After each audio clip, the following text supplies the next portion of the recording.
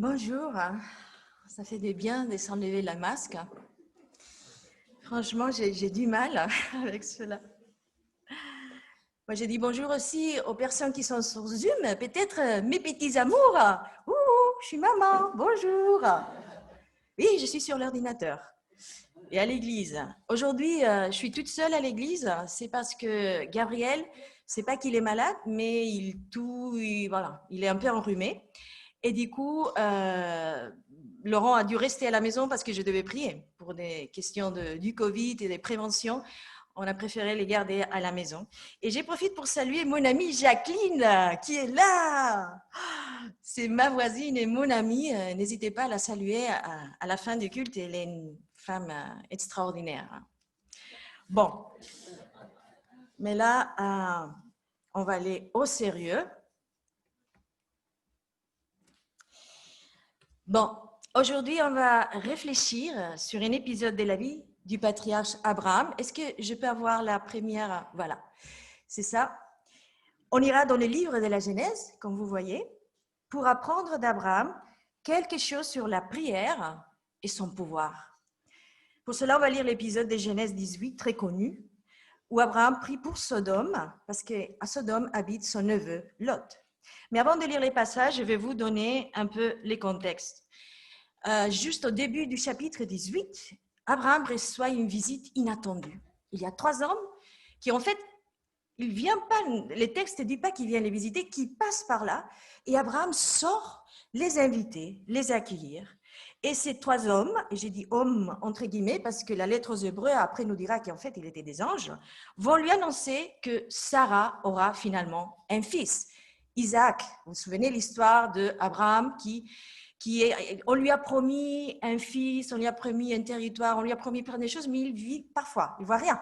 Finalement, après plus de 20 ans, ce fils est promis, il va arriver. Mais la conversation continue avec ces 3 hommes et c'est cela qu'on va lire. Alors, je n'ai pas mis les textes de Genèse 18, de 17 à 33. Je vous invite à ouvrir vos Bibles et chercher les textes, ce n'est pas dans les PowerPoint. Je lis Genèse 18, du 17 à 33. C'est Dieu qui parle là, parce qu'un de ces 3 anges, en fait, ça se révèle, c'est Dieu. Il dit, « Cacherai-je à Abraham ce que je vais faire? Il deviendra l'ancêtre d'une grande et puissante nation et une source de bénédiction pour tous les peuples de la terre, car je l'ai choisi pour qu'il prescrive à ses descendants et à tous les siens après lui de faire la volonté de l'Éternel, en faisant ce qui est juste et droit. Ainsi, j'accomplirai les promesses que je lui ai faites. » Alors l'Éternel dit à Abraham, « Des graves accusations contre Sodome et Gomorrhe sont montées jusqu'à moi. Leur perversité est énorme. Je veux y descendre pour voir si leur conduite est vraiment conforme à ce que j'entends dire. Et si ce n'est pas le cas, je le saurai. » Là-dessus, ces hommes partirent en direction de Sodome, tandis qu'Abraham continuait à se tenir en présence de l'Éternel. Il s'approcha et dit, « Vas-tu vraiment faire périr les justes avec les coupables? Peut-être y a-t-il 50 justes dans la ville. Vas-tu aussi les faire périr? Ne pardonneras-tu pas à la ville à cause de ces 50 justes qui sont au milieu d'elle? Tu ne peux pas faire cela. Tu ne peux pas traiter de la même manière les justes et les coupables et faire mourir les justes avec les méchants. Toi qui juges la terre entière, n'agirais-tu pas selon les droits? » L'Éternel lui répondit, « Si je trouve à Sodome 50 justes, je pardonnerai à toute la ville à cause d'eux. » Abraham reprit, « Je ne suis que poussière et cendre, et pourtant j'ai osé parler à mon Seigneur. Peut-être que des 50 justes, il en manquera 5.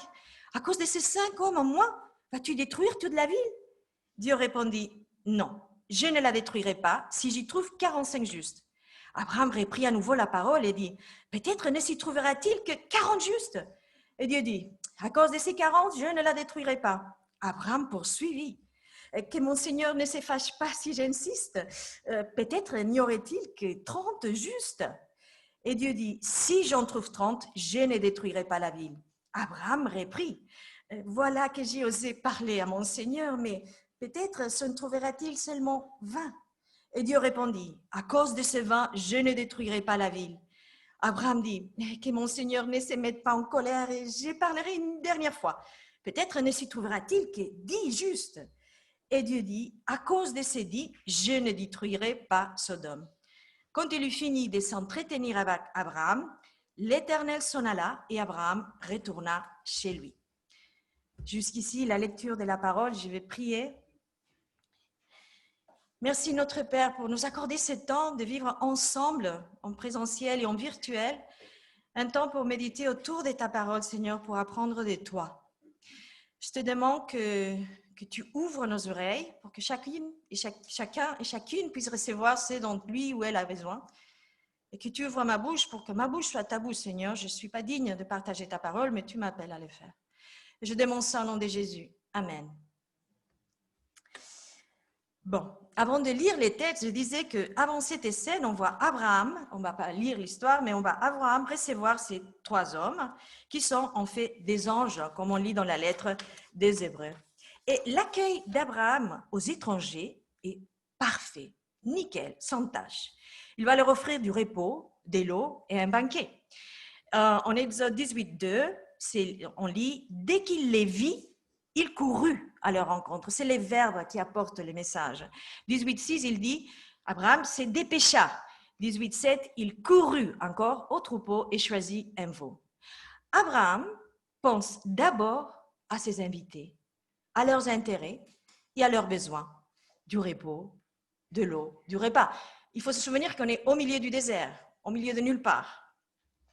Certains commentateurs juifs mettent l'accent sur l'effet qu'Abraham, en plus, ne devait pas se sentir très bien parce qu'avant la visite de ces 3 hommes, il avait été circoncis.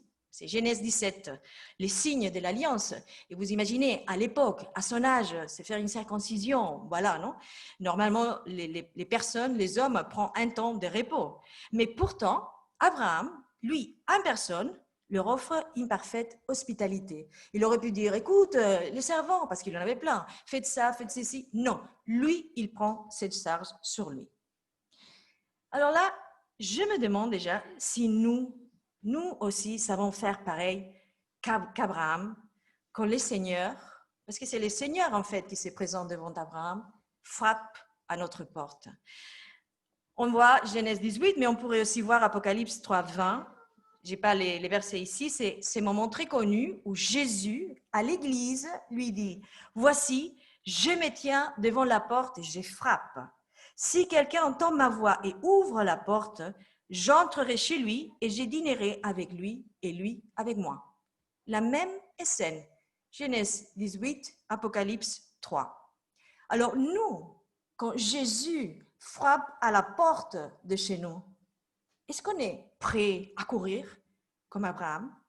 Est-ce qu'on se dépêche pour lui comme Abraham? Est-ce qu'on arrête ce qu'on avait prévu, parce que bien sûr on avait prévu des choses, pour l'accueillir comme il mérite, même si on est fatigué ou dans les cas d'Abraham, convalescent? Dieu, on voit, rend visite à Abraham et Abraham l'accueille. Et grâce à cet accueil, à ces repas partagés, quelque chose de merveilleux va se passer. Dieu va lui révéler ses plans. Waouh! Et Dieu cherche toujours aujourd'hui, comme auparavant, des croyants qui vont l'accueillir comme Abraham, qui soient à l'écoute, disposés à l'accueillir, bras ouverts, attentifs à ses besoins et pas les nôtres, des croyants disposés à lui prêter les temps et l'oreille, à faire une pause. Et Dieu les cherche pour quoi faire? Entre d'autres choses, pour leur révéler ses plans, pour vivre cette intimité typique des amis, la complicité de ceux qui n'ont pas de secrets l'un pour l'autre. Je pense qu'on a tous cette expérience d'inviter quelqu'un à la maison ou être invité par quelqu'un à la maison pour partager un repas. Et après, c'est 2 heures, 3 heures, le temps que ce soit. Quand on se sépare, ce n'est pas la même chose. On a partagé un temps ensemble, on a partagé une certaine intimité. Et du coup, ce désir de Dieu de partager avec nous ses plans, on le trouve dans plusieurs versets qui sont déjà sur la diapo. Là, j'ai mis, mais on aurait d'autres, Proverbe 3, 32, car l'Éternel a une horreur les gens pervers, mais il réserve son intimité aux hommes droits. Les grâces, c'est moi qui l'ai mis. Jérémie 33, 3, Invoque-moi et je te répondrai. Je te révélerai des grandes choses et des choses secrètes que tu ne connais pas. Et encore, Psaume 25, 14. L'Éternel confie ses desseins aux hommes qui les craignent. Il les instruit de son alliance. L'histoire d'Abraham, c'est pas que pour Abraham, c'est pour nous aujourd'hui. Est-ce que vous le croyez? En fait, que Dieu partage avec nous ses plans, on voit dans l'histoire, c'est aussi une invitation à participer dans ses plans, à même essayer de les changer. Waouh! Abraham, vraiment, il a du courage. Hein? Et en fait, les cours de l'histoire vont changer, comme on voit dans Sodome et Gomorrhe. Lot et sa famille qui habitent à Sodome seront épargnés de la destruction totale, parce que la destruction va arriver en fait, grâce à la prière d'Abraham. Dieu va donner à Abraham des bonnes nouvelles quand il arrive, je vous l'ai dit. Non? D'abord, il dit, vous savez quoi? Dans 1 an, vous aurez l'enfant tellement attendu. Et Sarah rigole, et je comprends, franchement. Parce qu'elle était âgée, mais Dieu peut tout faire. Du coup, il reçoit une bonne nouvelle, la naissance prochaine d'Isaac, mais aussi son pose tout de suite des mauvaises nouvelles, son intention de détruire Sodome. Et devant les mauvaises nouvelles, Abraham a une attitude que je pense qu'on peut essayer d'apprendre pour nous, et c'est là qu'on va s'arrêter. Parce qu'Abraham accepte volontiers, bien sûr, la bonne nouvelle, mais il décide de ne pas accepter comme un fait accompli la mauvaise nouvelle. Il décide d'intercéder pour changer l'histoire, d'intercéder pour Sodome. Et comment il fait ça? C'est ça ce qu'on va regarder. Dans le verset 23, on voit que Abraham s'approche de Dieu. Au début, on a vu ici, en Genèse 18 et en Apocalypse 3, que Dieu a l'initiative toujours. C'est lui qui vient vers nous. C'est lui qui nous a aimés premiers. Mais à nous de décider qu'est-ce qu'on fait avec ça. Est-ce que nous, on s'approche aussi de Dieu? Est-ce que nous, on cherche aussi cette intimité? Abraham s'approche de Dieu avant de commencer à parler. Verset 23. Et les fait comment? Avec humilité. Il y a plusieurs exemples, versets 27, 30, 32, j'ai pris les 27, je pense, qui dit « Je ne suis que poussière et cendre ».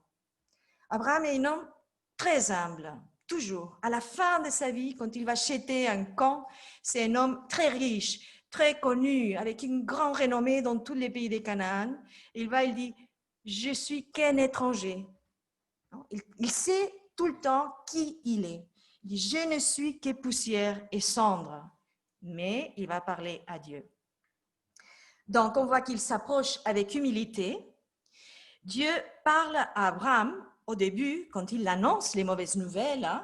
Il dit « Des graves accusations, verset 20, contre Sodome et Gomorrhe sont montées jusqu'à moi. Leur perversité est énorme. » Et c'est curieux parce que Abraham ne reprend pas la phrase de Dieu. Normalement, quand on a une conversation, quelqu'un qui dit quelque chose, hop, on reprend les mots de cette personne. Non, non, non. Dieu parle des villes, qui sont des choses comme, c'est des choses déjà abstraites, lointaines. On les voit de loin. Après, on verra qu'il les regarde de loin.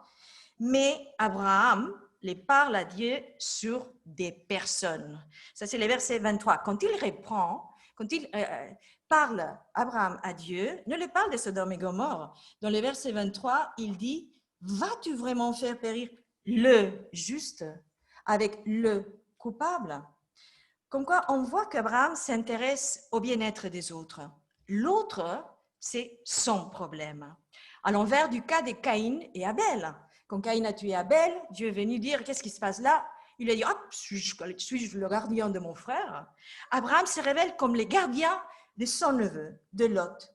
Parce que Lot, je l'ai déjà dit, habite avec sa famille à Sodome. Lot, vous voyez, dans la conversation, dans la prière, il apparaît nulle part. Ni Dieu le mentionne, et il sait qu'il habite là, ni Abraham le mentionne, et bien sûr, il sait qu'il habite là, mais il est dans la tête, et aussi du lecteur, qui sait déjà que Lot habite là. Abraham devient en fait, dans cette prière, un avocat défenseur, et j'utilise les mots avec tous ses sens, parce que le mot accusation, que je viens de lire dans les versets 20, en fait, c'est un mot à l'origine du langage juridique.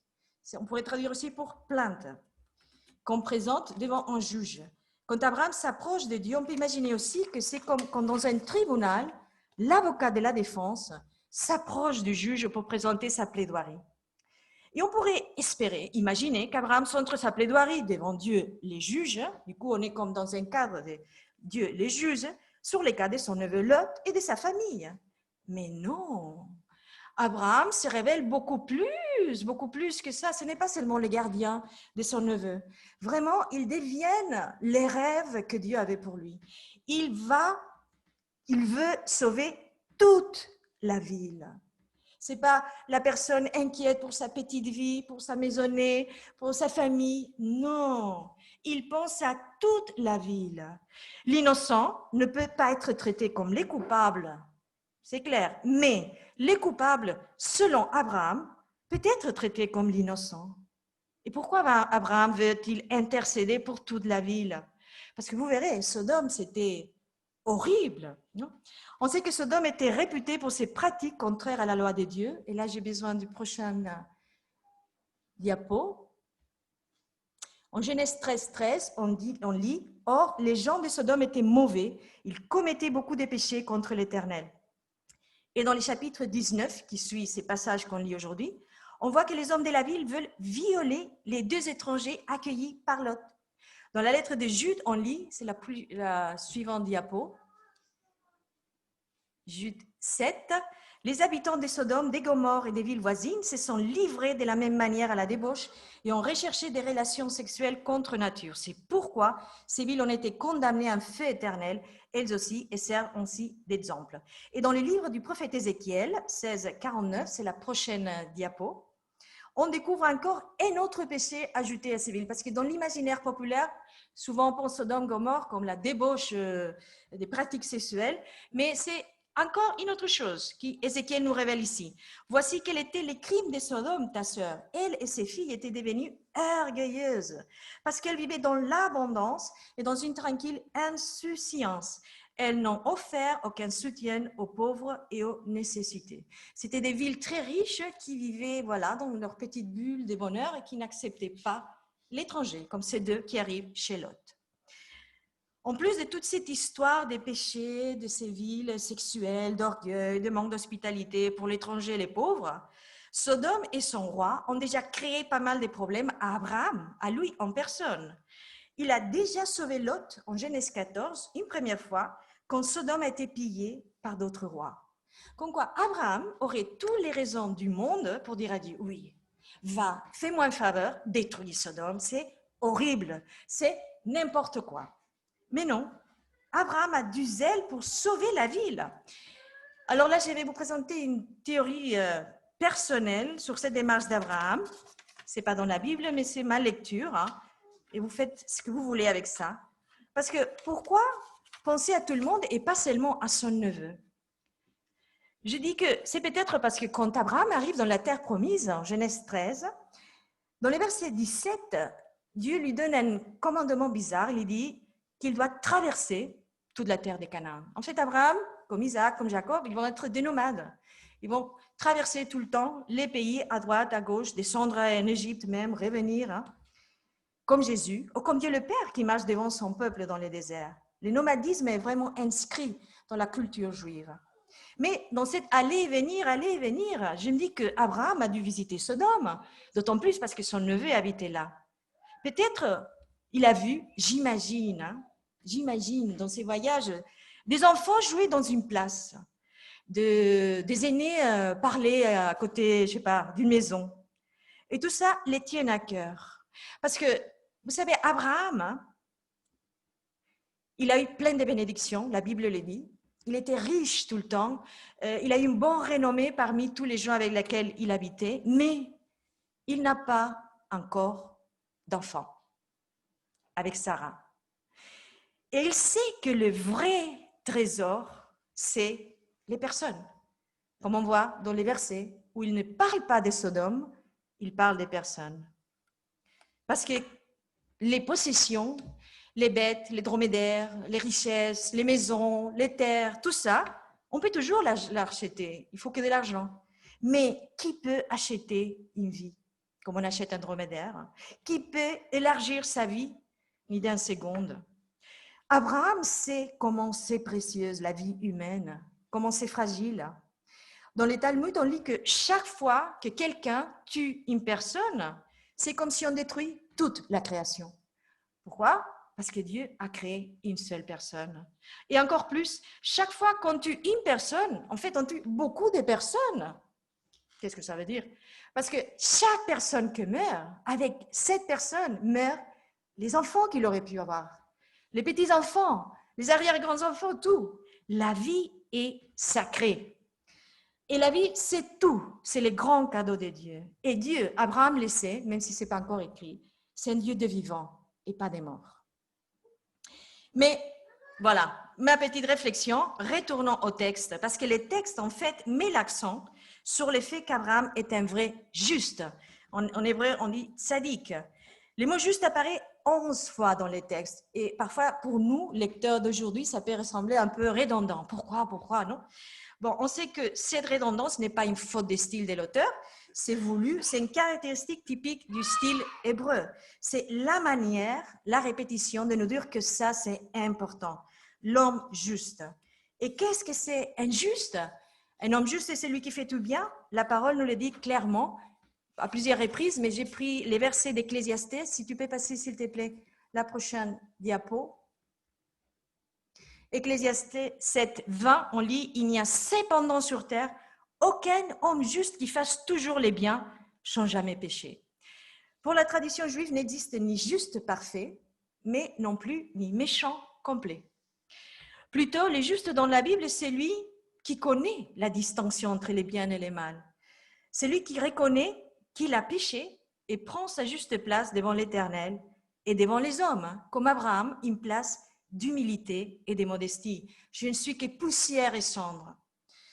Et c'est le cas qu'on voit par exemple dans la parabole du publicain et du pharisien en Luc 18.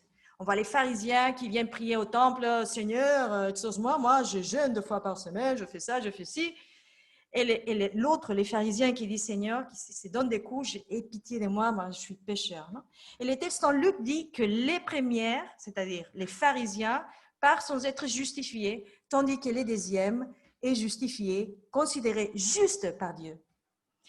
Dans le Nouveau Testament, on retrouve, oui, les seuls justes, les justes par excellence, Jésus, c'est la suivante diapo, mais lui, c'est l'exception.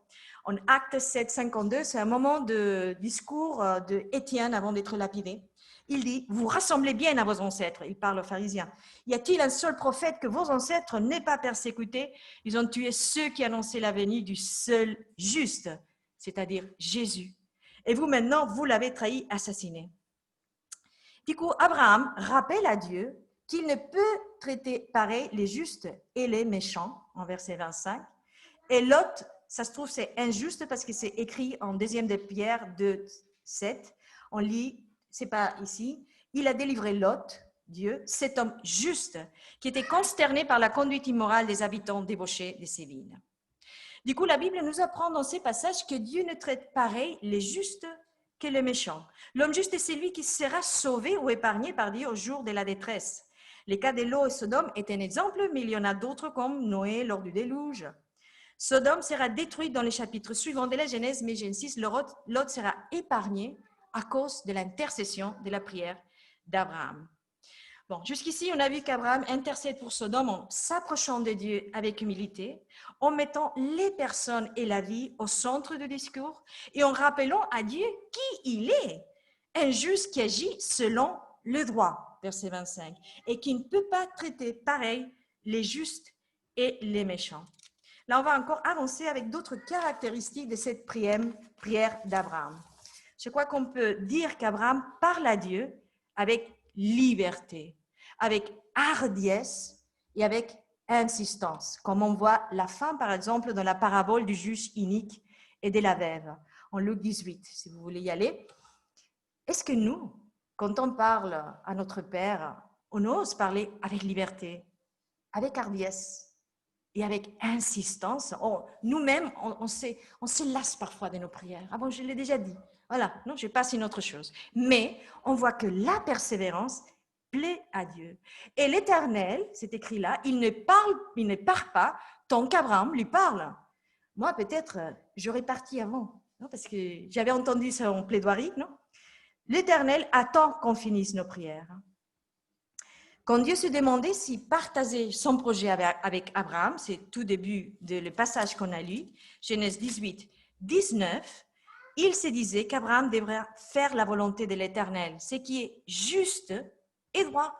L'Éternel exauce déjà ses souhaits et Abraham prie en rappelant à Dieu qui il est, autrement dit avec ses propres mots, justice et droit. Et là, il y a encore une autre action d'Abraham intéressante, je pense, pour nous, à repérer. Dans le chapitre 19, on est déjà, les anges sont partis, les deux anges qui vont porter les jugements sur Sodome, et on voit deux regards très différents sur la ville de Sodome. Sodome a été déjà détruit, et on passe à la prochaine diapo, c'est Genèse 19, du 26 au 28. La femme de Lot, qui est déjà sortie de la ville, regarda derrière elle et fut changée en une statue de sel. Abraham s'est rendu de bon matin à l'endroit où il s'était tenu en présence de l'Éternel.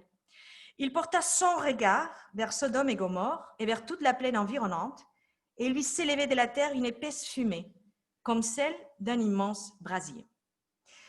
Souvent, on parle de le regard de la femme de Lot, et on oublie le regard d'Abraham, qui est aussi assez intéressant. La femme de Lot, on le sait, regardez, la Bible ne veut même pas dire son nom, pas besoin, non? La femme de Lot, c'est l'image de celui ou celle qui quitte physiquement Sodome, peut-être, mais dans le cœur, il reste attaché. Et pour ça, elle reste statue de ça. Elle ne va pas pouvoir évoluer, elle ne va pas pouvoir grandir dans sa relation avec le Seigneur. Par contre, Abraham se leva de bon matin. Ça, c'est toujours, souvent dans la Bible, un signal de c'est lui qui est juste, c'est lui qui cherche Dieu, c'est lui qui prend son temps pour aller le voir, ou dans ces cas, pour voir ce qui s'est passé. Et Abraham porta son regard vers Sodome et Gomorrhe. Et je me dis que c'est le regard, probablement, de celui qui a passé la nuit pas bien, presque en veille. Parce qu'en fait, Abraham ne sait pas ce qui va se passer. Il prie pour Lot, il intercède pour Lot, il a à cœur que la ville soit sauvée, mais les anges partent, il ne sait pas ce que Dieu va décider. Comme quoi, la prière d'intercession ne s'arrête pas quand on ferme la bouche ou quand Dieu s'en va. Celui qui intercède a les fardeaux dans les cœurs, même quand la bouche se ferme. Et il va s'élever même de bon matin pour regarder qu'est-ce qui se passe, parce que l'inquiétude fait mal. Ce regard nous indique que la destinée de ceux de ville lui tient à cœur. Pour Abraham, l'affaire n'a pas été bouclée la veille, voilà, j'ai fait ma prière, je pars, voilà.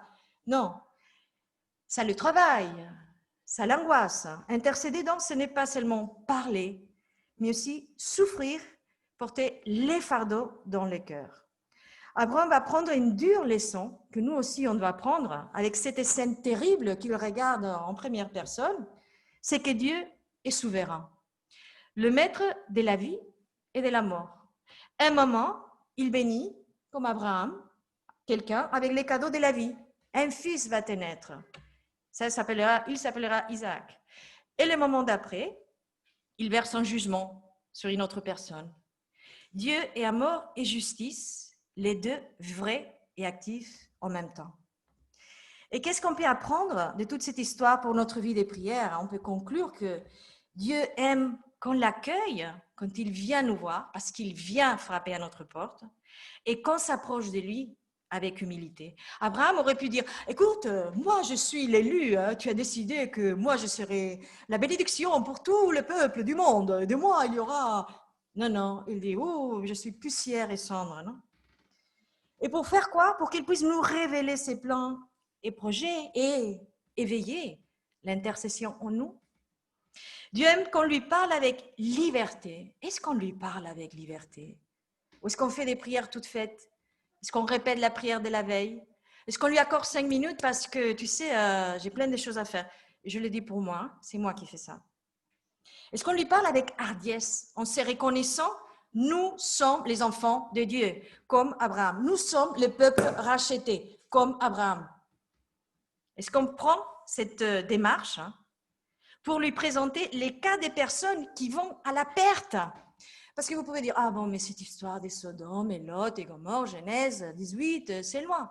Mais les amis, ça ne vous semble pas curieux que cette description des Sodomes semble très, très rapprochée à la vie qu'on vit aujourd'hui? des villes avec abondance, insouciantes, données à tout genre de débauches et péchés, insouciées de le pauvre et l'étranger. Moi, ça, franchement, ça m'éclate à la figure. Est-ce qu'on ne connaît pas des lots, nous, parmi nos membres de la famille, hein? On connaît plein de lots. Il y a plein de personnes qui vont à la perte.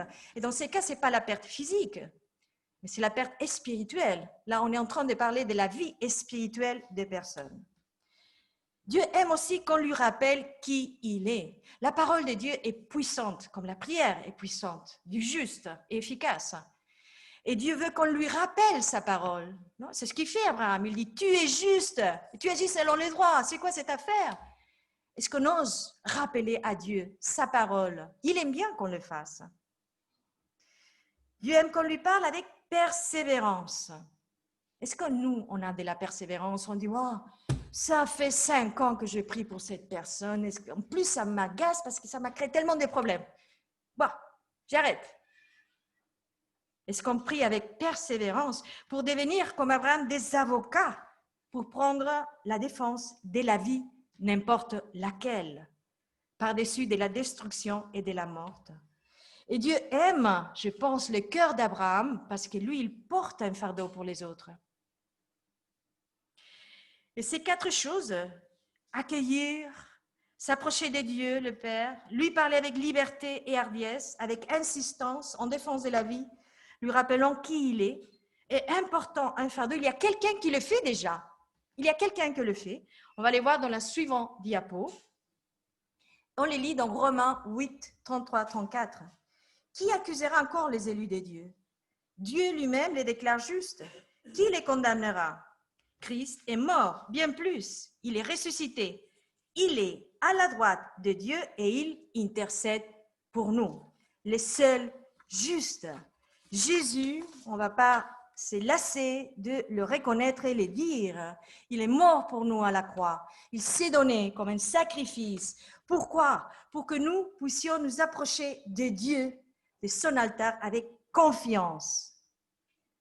On lui doit ça. On l'apprend dans la lettre aux Hébreux. Alors, je pense qu'aujourd'hui, on doit reconnaître que nous sommes, d'une certaine manière aussi, Abraham. C'est juste, ce peuple choisi. Qu'on a de la famille dans Sodome. Ça peut être des époux, ça peut être des parents, ça peut être des enfants, des collègues, des voisins. Et moi, je vous dis, je vais faire comme Abraham. J'accepte la bonne nouvelle. En fait, Isaac, c'est une préfiguration de Jésus. J'accepte la bonne nouvelle, mais je n'accepte pas la mauvaise nouvelle. Je ne veux plus voir des destructions parmi nous. Je ne sais pas vous, mais ça fait 7 ans qu'on est là et j'en ai ras-le-bol de voir comment l'ennemi prend ses griffes parmi nous. Qu'est-ce que je vis? Et vous aussi avec moi, je vis des couples qui se divorcent, je vis des familles déchirées, je vis des maladies psychiatriques parmi les vieux, les adultes, les gens, les enfants. Je vis des jeunes qui disent aimer Dieu et qui ne prennent pas les eaux du baptême. Je vis des gens que, voilà, je vis tellement de choses qui me rappellent Sodome. Et je me dis, j'en ai marre, j'en ai ras-le-bol. La prochaine mauvaise nouvelle va m'écraser sous les poids. J'en peux plus. Du coup, j'ai décidé que je vais vous inviter à une rencontre des jeunes et prières d'intercession. Je vais essayer d'imiter Abraham et Jésus, qui est celui qui intercède pour nous tout le temps là au ciel. On va passer de la théorie à la pratique. Avant l'été, j'avais prêché sur les jeûnes. Je ne l'ai pas dit, mais c'est l'humiliation, les jeûnes. Dans ma prédication, je parlais du Yom Kippour, c'est le moment où Dieu demande à son peuple de s'humilier. Les mots, c'est s'humilier, mais tout le monde comprend que c'est jeûner. Et aujourd'hui, je l'ai fait sur la prière d'intercession. Il y a plein de lots parmi nous, et j'en veux pas voir encore un autre. L'idée, c'est de mettre en pratique toute cette théorie. Faire comme Jésus a fait quand il a marché sur terre. La lettre aux Hébreux nous dit qu'il priait au Père avec des larmes et des cris. Il intercédait pour nous, sur terre déjà. D'autant plus nous. Alors, ça sera envoyé par email dans les annonces, mais je vous propose pour celles qui seront d'accord pour nous rencontrer jeudi prochain, 10 septembre à 20 h à l'église, avec toutes les normes sanitaires qu'on va mettre en place, bien sûr. Je crois que c'est limité à 20 personnes. Pour vivre ensemble quoi? Je vous propose un jeûne de nourriture solide de 24 heures. Du repas des midis, jeudi, à repas des midis, des vendredis. C'est-à-dire continuer à boire, bien sûr, tout genre de boissons, eau, thé, café, infusion, jus, comme vous voulez, bouillon, mais pas de la nourriture solide. On se ressemble à 20 heures ici, dans la salle de culte, les temps qu'on estimera convenant. Et on prie à notre Père pour ceux qui ne sont pas convertis dans notre entourage. N'importe qui. Abraham a eu à cœur de sauver physiquement Lot, et il l'a fait 2 fois en fait, de la destruction. Et pour cela, il a prié à Dieu. Nous aussi, on va demander à notre Père qu'il sauve spirituellement ceux qui habitent dans les mondes. Et on va le faire comme Abraham, en accueillant Dieu, en s'approchant de lui avec humilité, en lui rappelant ses attributs, sa parole, ses promesses, en parlant avec liberté et hardiesse, avec persévérance pour défendre la vie de ceux qui nous sont chers, parce que c'est ceux qui nous sont chers. Et j'arrive déjà à la conclusion. Aujourd'hui, on a essayé de comprendre un peu comment Abraham a prié pour sauver la vie des autres. Rappelez-vous, au début de l'histoire, on ne l'a pas lu, mais au début du chapitre 18, Abraham reçut une bonne nouvelle. Mais quelle bonne nouvelle! Finalement, il allait avoir un enfant. Écoutez, 20 ans qu'il attend cette nouvelle. 20 ans qu'il attend cet enfant. Il aurait pu dire, « Oh, je vais faire la fête du siècle, la boum du siècle, tu vas voir. » Il aurait pu chercher tous ses copains. Non! Il a laissé de côté son bonheur, il a laissé de côté, si vous voulez, son église, son petit cocon, cette bonne nouvelle. Et qu'est-ce qu'il a fait? Il a laissé pour s'associer à ceux qui passaient par la détresse. Il aurait pu dire, suis-je le gardien de mon neveu? Il aurait pu dire, je m'en fiche de Sodome. Oui, les feux qui tombent là-dessus sont tous perdus. Mais non, il ne se tire pas d'affaire. Il aimait Lot. Il savait comment il est précieuse une vie, n'importe laquelle. Et il fallait essayer de la sauver, cette vie, en s'approchant de Dieu, en parlant avec liberté, hardiesse, insistant, en lui rappelant qui il est et quelles sont ses promesses écrites noir sur blanc. D'autant plus nous, pour que les chemins vers le trône de Dieu étaient grand ouverts grâce au sacrifice à la croix de Jésus, notre Sauveur.